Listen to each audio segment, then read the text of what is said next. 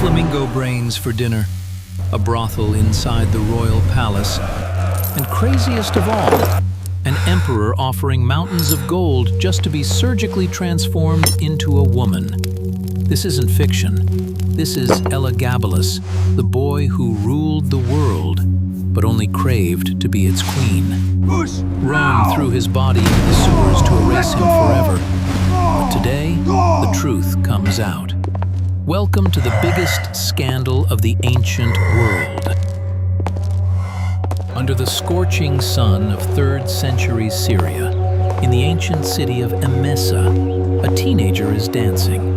It is not the dance of a warrior, but the sacred ritual of a high priest. His name is Varius Avitus Bassianus, but the world will soon know him by the name of a god, Elagabalus. In a temple thick with incense, the center of devotion is not a marble statue in the Greco-Roman tradition. Instead, it is a conical black stone, a meteorite fallen from the heavens, believed to be the physical manifestation of the sun god, Elagabal. This 14-year-old boy, with heavily lined eyes and crimson lips, has no idea he is a mere pawn in the hands of the most powerful women of the Severan dynasty.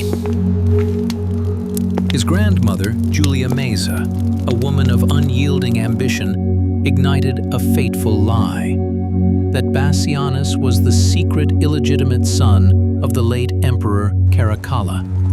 This falsehood, fueled by bags of gold coins, fanned the flames of rebellion in the hearts of a weary Roman army. The Battle of Antioch ended in blood and dust, marking the fall of Macrinus and the rise of a child emperor. But Rome has no idea what awaits. Elagabalus sets out for the capital bearing no trophies of war, but a strange and foreign faith. A massive chariot drags the great black stone across provinces, a sight both magnificent and grotesque. The new emperor refuses the traditional Roman toga, the symbol of dignity. Instead, he drapes himself in Eastern silks, pearls, and makeup, looking more like a bride than a Caesar. As he enters the gates of Rome, Elagabalus does not look forward. He walks backward, his eyes fixed on the black stone, leading golden-shod war horses by their reins. Rome holds its breath. A terrifying silence falls over the Senate. They realize that the person ascending the throne is not just an emperor, but an outsider, bringing a whole new world order, one that threatens to incinerate every ancient value of the empire.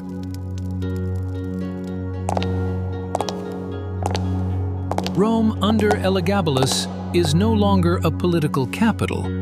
It has become a stage for vanity and madness. Every passing day is a journey into excess. The young emperor treats the state treasury as a bottomless candy jar to fund his most bizarre whims. Imagine a feast where food is served not to be eaten, but to be flaunted. Flamingos' brains, roosters' combs, and crushed pearls sprinkled over platters. Elagabalus delights in watching his aristocratic guests fall into his traps. Air cushions suddenly deflate, sending senators tumbling to the floor. Lions with blunted teeth are released into the banquet hall at night to hear the terrified screams of the crowd. But behind these mischievous pranks lies a deeper rebellion of identity.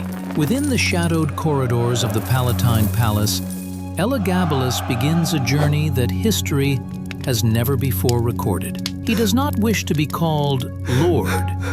He longs to be called Lady. He wears translucent gowns, removes all body hair, and dons elaborate wigs. The climax of this inversion is when Elagabalus publicly seeks a husband.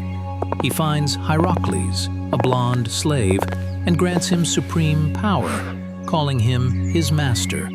But his desire goes further than clothing or titles. Elagabalus seeks out the finest physicians, offering staggering sums of money for a single request. Find a way to make me a woman. Crude surgeries, physical pain, and nights spent slipping out into the streets dressed as a prostitute to seek validation. Elagabalus is trying to break free from the imprisonment of nature. But in the eyes of Rome, this is not freedom, it is pollution. The emperor is not just playing with power, he is playing with the very definition of what it means to be a Roman.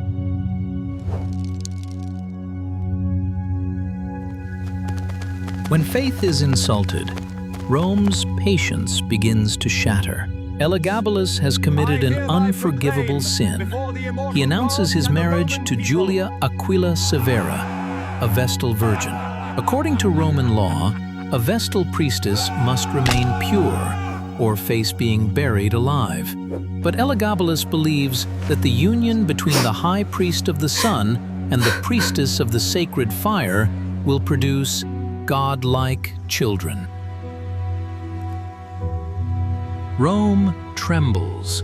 The temples grow cold as the old gods are cast aside to make room for the black stone.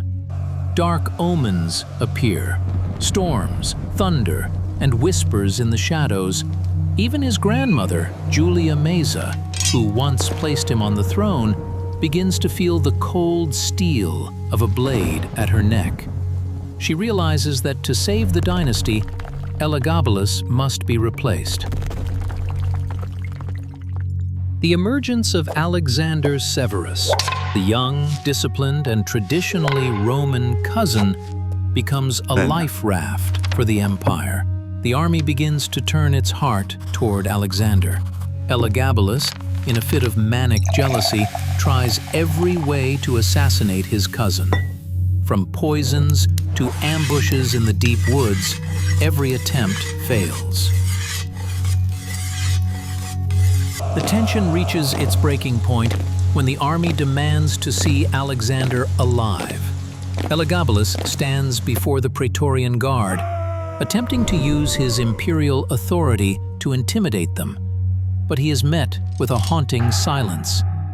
He is no longer the radiant sun god. He is a lonely teenager facing a massive war machine.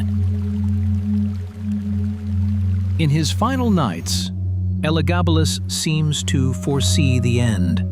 He prepares golden ropes and baths scented with precious oils, hoping that if death must come, it will be as magnificent as his life. But history rarely allows rebels to die on their own terms. March 11, 222 AD. Dawn over Rome carries the scent of blood and betrayal. A coup erupts in the heart of the Praetorian camp. Elagabalus and his mother, Julia Soaemias, flee in panic. There is no aura, no silk. The emperor of extravagant feasts is forced to hide in the filth of a latrine. When the soldiers burst through the door, Soaemias clings to her son, trying to shield him with her own body. But the blades do not hesitate. They are slaughtered on the spot. Their deaths bear none of the noble grace Elagabalus once dreamed of. It is a brutal and swift massacre. But Rome's hatred does not stop there. The body of the 18-year-old emperor is dragged through the streets, past the very places where he once scattered roses and gold. The crowds that once cheered him now hurl mud and curses at his broken remains. They try to shove his body into the city's sewers, but it will not fit. Finally, they toss him into the Tiber River, a sacrificial offering to oblivion. Immediately, a campaign to erase history begins. The decree of damnatio memoriae is issued. His name is chiseled off monuments, his statues are toppled, and the black stone is quietly sent back to the east. Alexander Severus ascends the throne. and Rome attempts to blot out the memory of those 4 mad years. But who was Elagabalus? A debauched monster or a lost soul born in the wrong era? Modern historians see a young person struggling with gender identity in a world that only accepted iron-fisted warriors. Though swept away by the Tiber and rejected by history, the story of the first transgender emperor remains, a brilliant, painful scar on the cloak of the Roman Empire. The sun of Elagabal has set, but the questions he raised remain, shimmering beneath the currents of the river of time.